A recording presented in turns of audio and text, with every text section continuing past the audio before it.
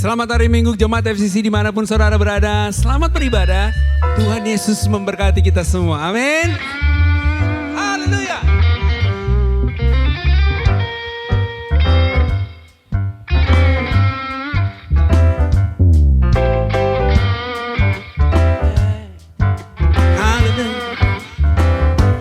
Dia lahir untuk kami, dia mati untuk kami. Dia bangkit bagi kami semua. Yes.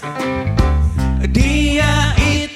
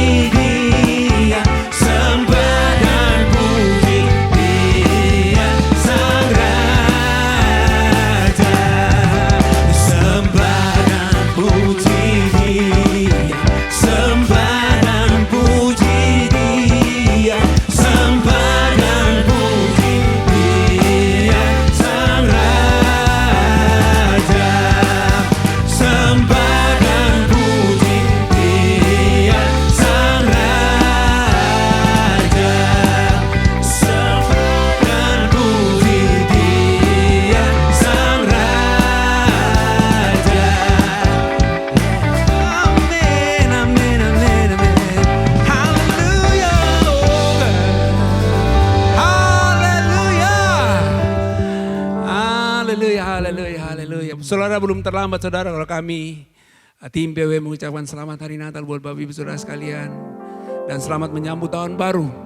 Tuhan Yesus memberkati kita semua. Amin. So mari siapkan hatimu untuk kita mendengarkan kebenaran firman Tuhan.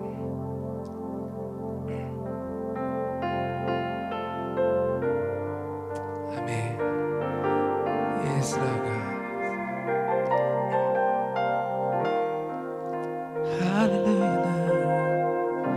Si makan selalu berganti,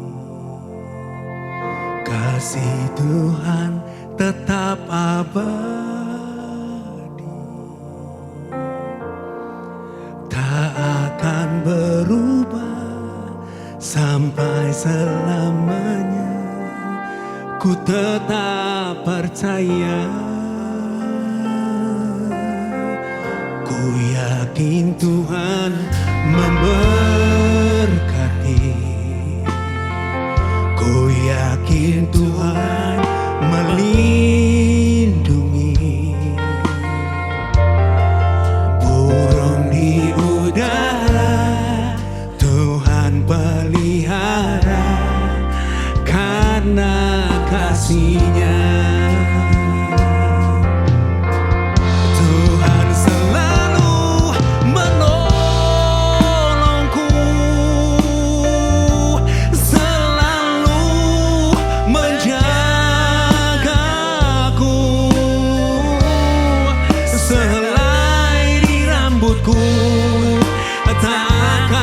Terjatuh tanpa seizinmu.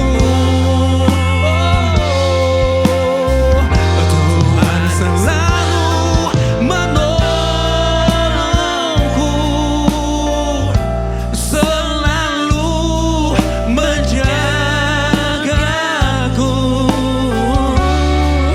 Dia mengenyangkanku dan memeliharaku seumur hidup.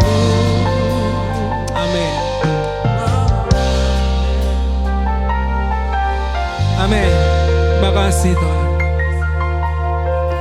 Ku yakin Tuhan memberkati, ku yakin Tuhan melindungi, burung di udara Tuhan pelihara karena kasih-Nya. Haleluya Lord. Tuhan selalu menolongku, selalu menjagaku, sehelai di rambutku tak akan terjatuh tanpa seizinmu. Tuhan selalu menolongku, selalu menjagaku. Dia mengenyangkanku dan peliharaku seumur hidupku. Amin, amin, amin. Haleluya, haleluya. Yes God.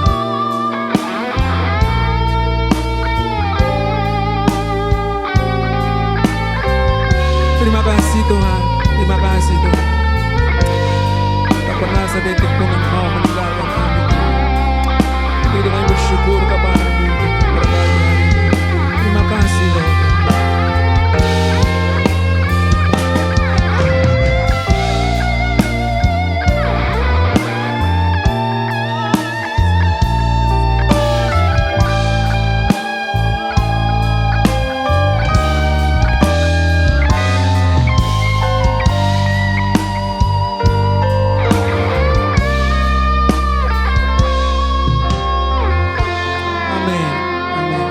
Mari sama-sama nyanyikan. Tuhan selalu menolongku,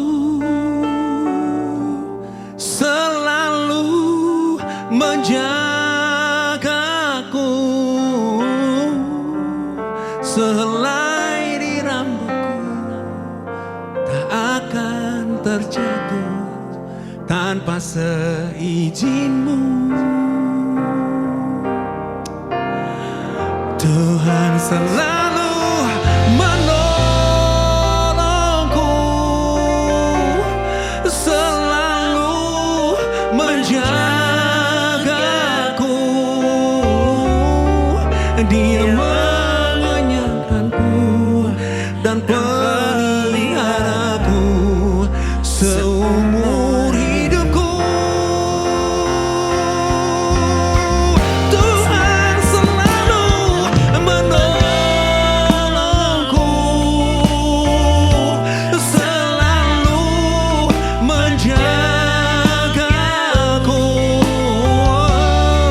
Selai di rambutku tak akan terjatuh tanpa seizinmu. Tuhan selalu menolongku, selalu menjagaku. Dia mengenyangkanku dan peliharaku seumur hidupku. Amin, amin, amin, amin. Tuhan selalu menolongku, selalu menjagaku. Selai di rambutku tak akan terjatuh tanpa seizinmu. Amin. Tuhan selalu menolongku, selalu menjagaku. Dia mengenyangkanku dan peliharaku seumur hidupku. Dia mengenyangkanku dan peliharaku seumur hidupku. Dia mengenyangkanku Tuhan, Dia mengenyangkanku dan peliharaku seumur hidupku. Amin, amin, amin. Terima kasih, terima kasih. Menolongku Tuhan. Engkau selalu ada untuk kami Tuhan. Engkau selalu ada menolong kami Tuhan. Engkau selalu ada menjaga kami Tuhan. Oh, kami naikkan syukur kami kepadamu. Haleluya, Haleluya. pujian hanya bagimu Tuhan, hormat hanya bagimu. Allah yang setia, Allah yang ajaib. Oh yes, haleluya Lord Jesus. Terpujilah namamu Tuhan, terpujilah namamu Bapa. Engkau mengenyangkan kami, Engkau memelihara kami. Haleluya, haleluya Lord Jesus. We worship your name. Kami meninggikan namamu Tuhan. Haleluya Lord God. Haleluya, haleluya, haleluya, haleluya, haleluya. We worship you God.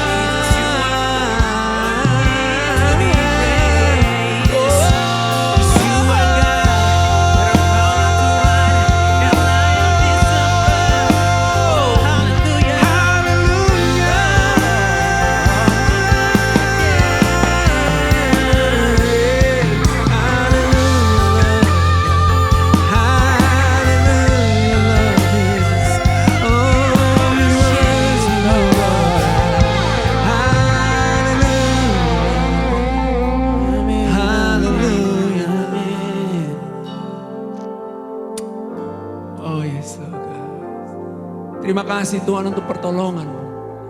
Terima kasih untuk penjagaan-Mu. Terima kasih Tuhan karena Engkau mengenyangkan kami. Dan Engkau memelihara hidup kami. Terima kasih Bapa. Pujian, hormat, kemuliaan hanya bagi nama Tuhan saja.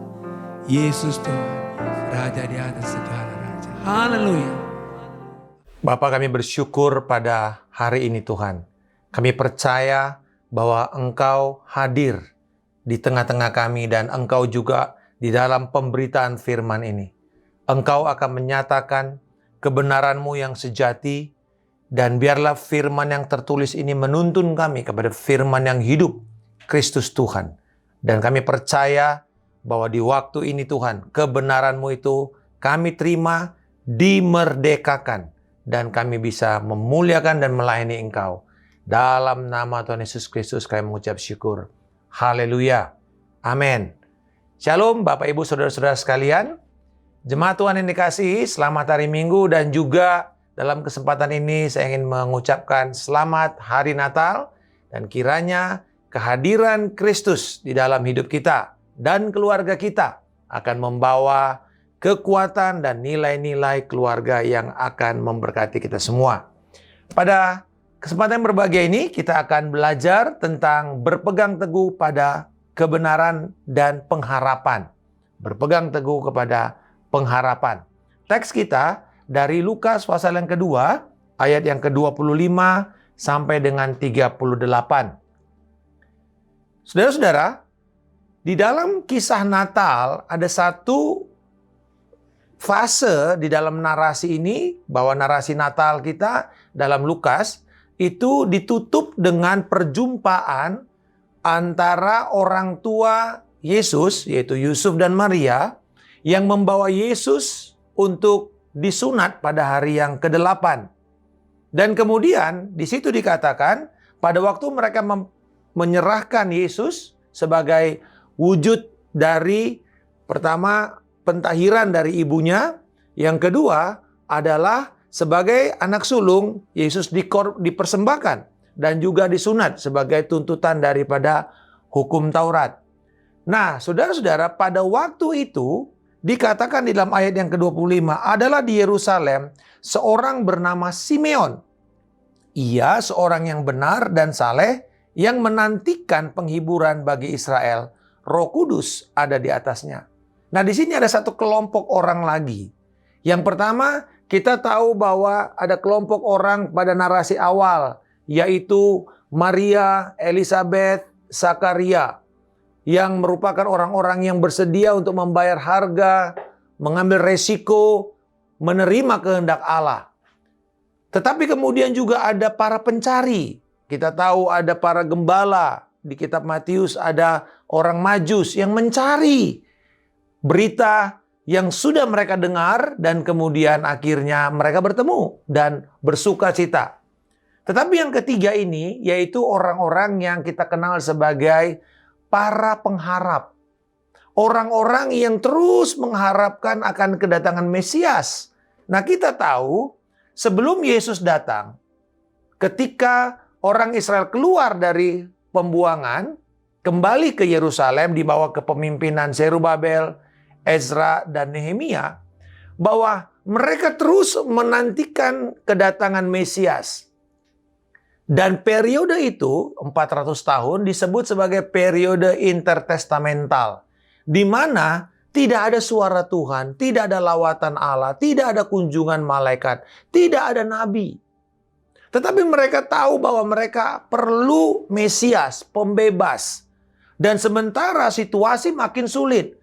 Kita tahu bahwa lepas dari pembuangan, dunia dikuasai oleh Yunani, lalu Yunani kemudian dikalahkan oleh Romawi, sehingga ketika Yesus datang, dunia berada di bawah kendali Roma, yang walaupun mereka berjanji memberikan damai, yang disebut sebagai kedamaian Roma atau Pax Romana, tetapi mereka menindas orang-orang dan semua penduduk-penduduk dunia yang berada di bawah kekuasaannya.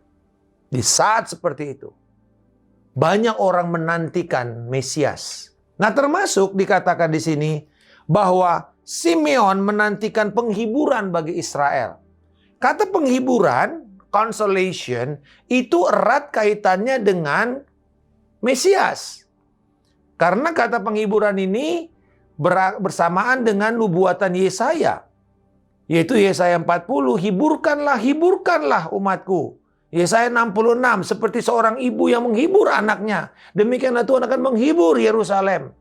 Dan kemudian selain Simeon, ada juga seorang yang dikatakan juga menantikan penghiburan Allah. Dikatakan di dalam ayat yang ke-38, pada ketika itu juga datanglah ia ke situ. Yaitu siapa? Yaitu seorang yang bernama Hana di dalam ayat 36. Hana, nabi perempuan anak Fanuel dari suku Asher, ia sudah sangat lanjut umurnya. Sesudah kawin, ia hidup 7 tahun lamanya bersama suaminya. Dan sekarang ia janda dan berumur 84 tahun. Ia tidak pernah meninggalkan bait Allah dan siang malam beribadah dengan berpuasa dan berdoa.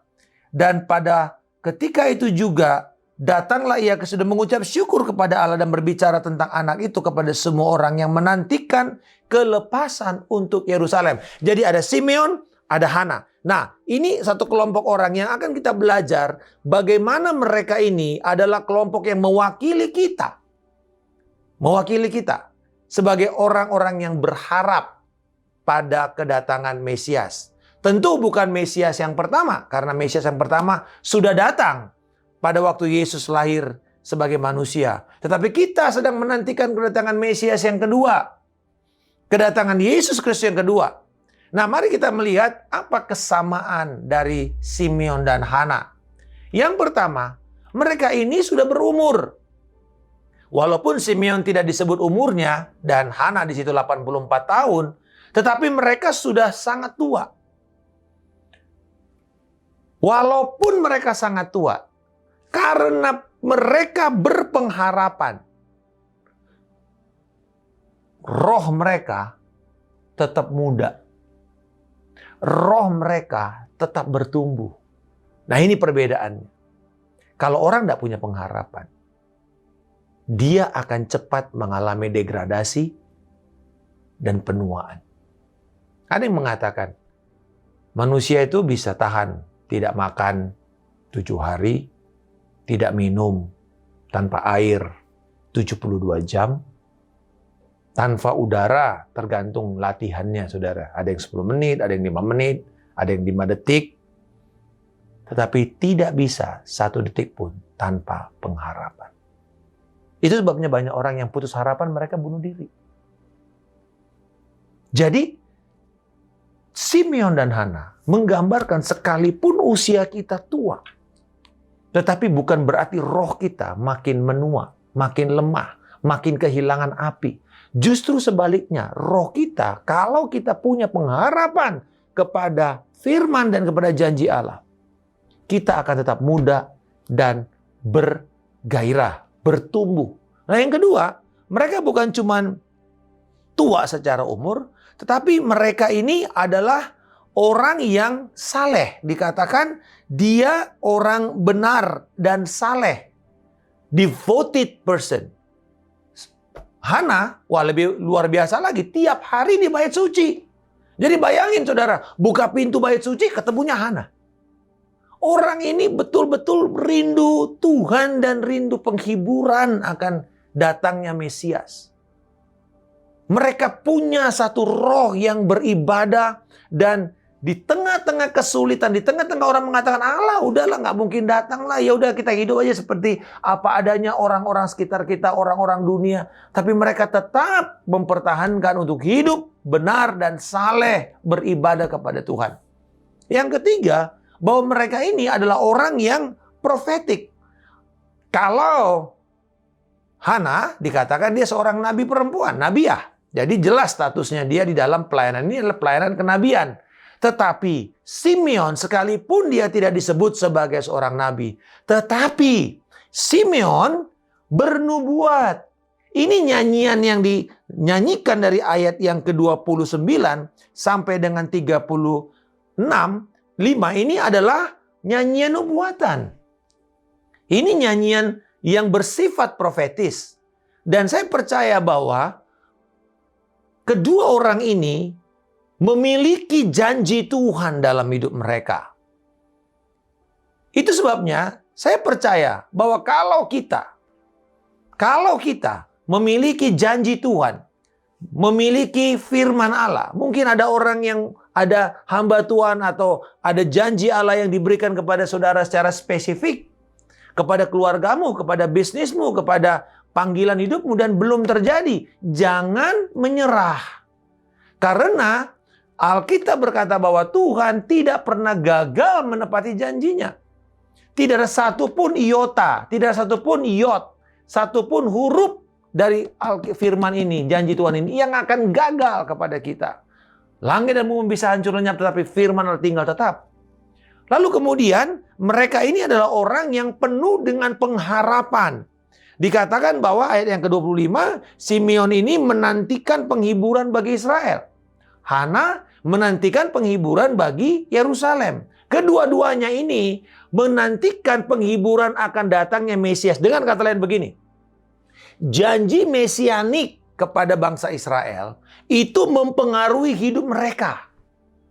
Jadi setiap hari, coba bayangkan saudara, setiap hari Simeon itu lihat pasangan yang bawa anaknya, dia berlari mendekat dan bilang, inikah Tuhan? Ternyata enggak. Nanti datang lagi yang bawa mempersembahkan anak laki-laki, tanya lagi, inikah Tuhan? Enggak. Coba bayangkan, hari, minggu, bulan, tahun. Bukan cuma 1 tahun. Bukan cuma 10 tahun. Coba bayangkan, seandainya Hana itu, biasanya orang menikah umur 15-16 tahun. Di orang Yahudi pada waktu itu. Lalu dia 15, let's say. Lalu dia menikah dengan suaminya dan dikatakan 7 tahun lalu menjanda. Jadi kira-kira Hana itu menjadi janda umur 22 tahun. 84 tahun. Berarti ada 62 tahun. Tiap hari dia menantikan janji Tuhan. 62 tahun. Kita kadang-kadang 1 hari, 2 hari, 1 minggu, sebulan. Pandemik ini sudah hampir 9 bulan. Berapa lama Tuhan? Berapa lama lagi Tuhan? Pertanyaan berapa lama lagi Tuhan? Itu adalah pertanyaan yang sebenarnya lumrah. Karena Daniel juga bertanya, berapa lama lagi Tuhan? Sampai dia menyelidiki firman, lalu dia bertemu dengan janji Allah.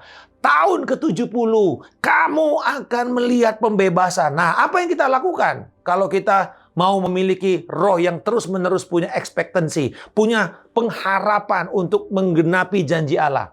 Maka kita mulai lihat, mempelajari firman Allah, lalu meminta dan berdoa, diperlukan sebuah peperangan rohani. Kita tahu bahwa ketika Daniel tahu ini adalah tahun ke-70, dia mulai berperang, dia mulai berdoa, dia mulai berpuasa. Dan saya percaya, Bapak Ibu Saudara-saudara sekalian, jemaat Tuhan, ini waktunya di mana kita akan membuat firman Allah itu menjadi kenyataan dalam hidup kita dengan cara kita berdoa dan meminta kepada Allah, berperang. Bila engkau perlu berpuasa masuk dalam awal tahun 2021, lakukan itu. Engkau berpuasa untuk keluargamu, engkau berpuasa untuk pekerjaanmu, untuk usahamu, untuk bangsamu, untuk bangsa kita. Karena saya percaya seperti Simeon dan Hana, orang yang penuh dengan ekspektansi, orang yang penuh dengan satu pengharapan. Messianic vision dalam hidup mereka mempengaruhi kehidupan mereka. Apakah kita saat ini punya satu keinginan kuat melihat Tuhan datang kembali? Saya berdoa sejak saya terima Yesus 30-an tahun lalu. Saya bilang, Tuhan, bila Engkau izinkan saya melihat Engkau datang untuk kedua kalinya, atau Engkau menjemput aku. Ya bisa kalau dia sudah dipanggil Tuhan, meninggal, ya pasti akan datang kebangkitan pertama. Tetapi saudara, saya percaya bahwa ada keinginan kita juga kalau bisa melihat Tuhan datang. Melihat pengangkatan terjadi semasa kita hidup. Saudara-saudara, hal yang sama dengan Simeon dan Hana. Dia terus, visi itu terus mempengaruhi dia. Nah, saya percaya bahwa kalau kita punya visi dari Allah, visi itu akan terus mendorong kita. Itu sebabnya saya mau mengajak Bapak Ibu Saudara sekalian. Masuk tahun 2021. Apakah kita masih mempertahankan visi yang Allah berikan kepada gereja? Yang Allah berikan kepada keluargamu, kepada usahamu, kepada pelayanan, kepada panggilan Allah. Kejar visi itu. Karena Alkitab mengatakan tanpa visi orang binasa. Nah, di sini kedua orang ini adalah gambaran kita. Ini mewakili kita semua yang menempatkan pengharapan hanya kepada rahmat dan anugerah Tuhan. Ya. Mereka mewakili kita bersama-sama dengan orang-orang seperti para gembala, Yusuf, Maria, mereka yang miskin ini, mereka yang tertolak ini. Tetapi mereka mengharapkan, mereka penuh dengan pengharapan, berani berharap akan kedatangan Mesias dalam hidup mereka. Dan saya percaya bahwa kalau kita membangun roh yang haus dan lapar akan kebenaran, Matius pasal yang kelima ayat 6 berkata, berbahagialah orang yang lapar, yang haus akan kebenaran, karena mereka akan dipuaskan. Dan saya percaya bahwa kalau kita terus menginginkan kelaparan akan kebenaran, kelaparan akan penghiburan, bahwa Tuhan, kami ingin melihat janji Allah tergenapi dalam hidupku, tergenapi dalam keluargaku, tergenapi dalam bangsaku. Seperti mereka melihat penghiburan atas Israel, penghiburan atas Yerusalem, berarti bicara mengenai kota. Bicara mengenai kota di mana mereka tinggal. Dan saya percaya, berapa banyak di antara kita yang merindukan dan terus berdoa untuk kota kita. Terus berdoa untuk bangsa kita. Dan melihat janji Allah tergenapi. Saudara-saudara, di sini kita melihat bahwa orang-orang seperti ini baik dan ideal. Tetapi justru jarang sekarang. Kenapa jarang? Kenapa orang tidak mau terus menaruh pengharapan akan kedatangan Tuhan? Pertama dia bilang, gak tahu kapan. Karena kata Maranatha, aku datang segera. Itu kata yang bersifat immediate. Tetapi udah 2000 tahun belum datang. Tetapi tetap sifat daripada kata itu adalah kesegeraan. Dengan kata lain, bagaimana implikasinya kepada kita? Be prepared. Siap sedia. Anytime.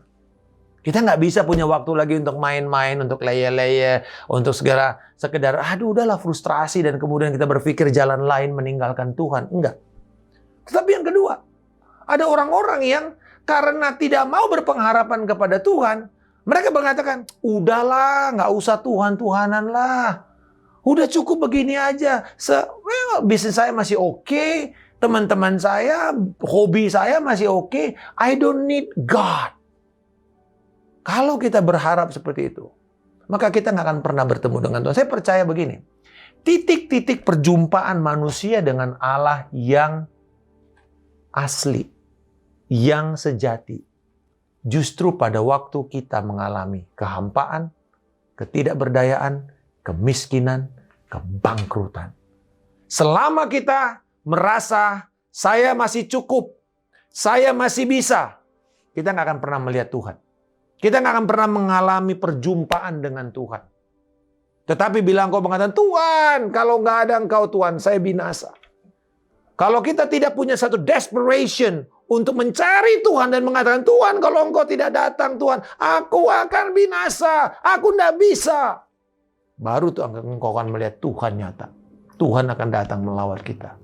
Saudara-saudara, mari kita melihat bahwa kekristenan sejak awal selalu dimulai dari keadaan yang mengakui akan ketidakberdayaan, kekurangan. Matius 5 ayat 3 berkata, berbahagialah orang yang miskin di hadapan Allah, karena mereka yang mempunyai kerajaan surga. Kata miskin di situ adalah bangkrut. Kita ini secara moral harus sadar kita bangkrut. Sehingga kita hanya hidup oleh belas kasihan, kemurahan, rahmat, dan anugerah Allah di dalam Kristus Yesus. Tapi selama kita merasa bahwa saya nggak perlu Tuhan, kita nggak akan pernah punya keinginan mencari Tuhan, memprioritaskan Dia. Dan saya mau tutup dengan ini. Coba lihat lagu dan nyanyian daripada Simeon. Sekarang Tuhan biarkanlah hambamu ini pergi dalam damai sejahtera sesuai dengan firman-Mu. Sebab mataku telah melihat keselamatan yang daripadamu, yang telah Engkau sediakan di hadapan segala bangsa, yaitu terang yang menjadi pernyataan bagi bangsa-bangsa lain, dan menjadi kemuliaan bagi umat-Mu Israel. Saudara-saudara, Simeon ini, kenapa dia katakan sekarang biarkanlah hambamu ini pergi? Artinya begini, Tuhan sekarang aku boleh mati. Kenapa? Karena ayat sebelumnya mengatakan, ayat 26, kepadanya telah dinyatakan oleh Roh Kudus bahwa ia tidak akan mati sebelum melihat Mesias, yaitu dia yang diurapi Tuhan. Oh, luar biasa. Saya nggak tahu berapa lama dia menerima janji ini. Coba bayangkan kalau dia menerima ini usia 22 tahun. Dia bilang, kamu nggak akan mati. Oke lah, saya masih muda. Tapi kalau dia sudah mencapai 60, 70, dia bilang, kamu nggak akan mati. Sampai melihat Mesias. Saudara-saudara, ini kata nubuatan. Saya ingat ketika terkena COVID bulan 3, bulan 4. Saya mengatakan doa yang sama. Tuhan, saya tidak akan mati. Sampai saya melihat penggenapan nubuatan dan janji Allah yang diberikan kepada saya. Daud mengatakan, aku tidak akan mati sampai melihat kemuliaan Tuhan dinyatakan dalam hidupku. Kebaikan Tuhan dinyatakan dalam hidupku. Kepada Simeon, dia bilang, Tuhan, saya tidak akan mati sampai melihat penggenapan firman-Mu. Ada satu determinasi, pengharapan, berpegang kokoh pada pengharapan dari Tuhan dalam hidupnya. Saya mau mengajak Bapak Ibu Saudara sekalian, bahwa pada waktu kita berseru seperti Simeon, sekarang biarkan aku mati. Artinya apa? Aku mati dalam kondisi yang sudah tergenapi janji Allah. Nah, apa yang dia lakukan? Mataku telah melihat keselamatan. Kita tahu bahwa kenapa dia melihat keselamatan? Karena Yesus, nama Yesus yang diberikan oleh malaikat adalah dalam bahasa Ibrani itu Hosea. Yeshua. Ya. Hosea artinya Allah adalah keselamatan. Allah dan keselamatan dari Allah datang. Pembebas itu sedang datang. Dan ketika Yesus dinobatkan, Hosea, Yeshua, ya, dan dinobatkan, di situ dia melihat ini dia keselamatan dari Allah itu. Walaupun masih bayi, saudara, dia nggak bilang begini, mataku telah melihat sebagian dari keselamatan. Kan Yesus belum mati di kayu salib. Tetapi dia melihat bahwa dengan dia melihat bayi Yesus, dia sudah tahu bahwa keselamatan itu pasti akan datang kepada bangsa Israel.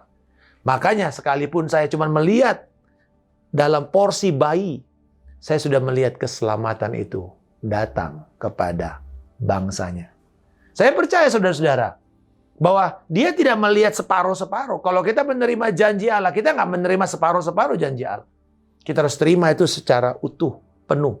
Dan dia katakan bahwa janji ini akan menjadi berkat kepada bangsa-bangsa lain. Berapa kuatkah kita memegang teguh janji Allah? Berapa kuat kita memegang teguh apa yang Tuhan berikan kepada kita sepanjang tahun ini? Mungkin belum tergenapi. Jangan menyerah Bapak Ibu Saudara sekalian. Karena ketika waktunya datang, Tuhan akan genapi dengan cara yang tidak pernah kita pikirkan. Dan saya percaya bahwa musim ini Tuhan sengaja izinkan terjadi pada kita. Untuk kita menaruh pengharapan yang kokoh. Menaruh pengharapan kepada Tuhan. Dan saudara, saya mau tutup dengan statement yang terakhir ini. Bahwa pedang akan datang kepada mereka yang berbantah. Anak ini ditentukan untuk menjatuhkan, membangkitkan banyak orang di Israel untuk menjadi suatu tanda yang menimbulkan perbantahan. Ini artinya bahwa ketika Yesus datang menggenapi panggilan Allah dalam hidupnya, dia akan menimbulkan banyak perbantahan di pikiran agamawi bangsa Israel tentang siapa Mesias itu.